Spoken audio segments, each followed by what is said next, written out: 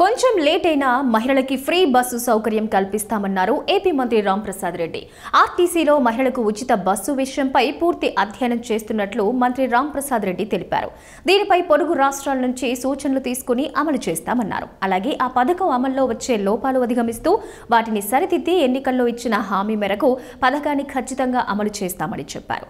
RTC ప్రక్షాళన సైతం జరుగుతుందని, రాబోయే కాలంలో ఎలక్ట్రికల్ బస్సులు నడిపేందుకు చర్యలు చేపడుతున్నట్లు మంత్రి చెప్పుకొచ్చారు.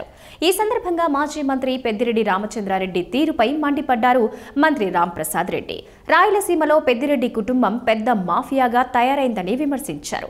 రాష్ట్రంలో అత్యంత ఎక్కువ ఖనిజ సంపద కొల్లగొట్టింది పెద్దిరెడ్డి కుటుంబ సభ్యులే అని ఆయన ఆరోపించారు.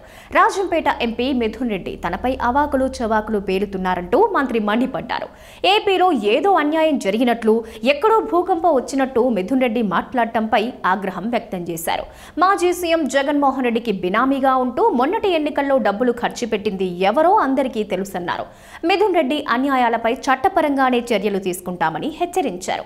5 ఏళ్లు చేసిన పాపమే గడిచిన ఎన్నికల్లో ప్రజలు ఇచ్చిన తీర్పు అన్నారు మంత్రి రాంప్రసాద్ రెడ్డి. తాము కక్ష సాధింపు చర్యలకు పోమన్నారు.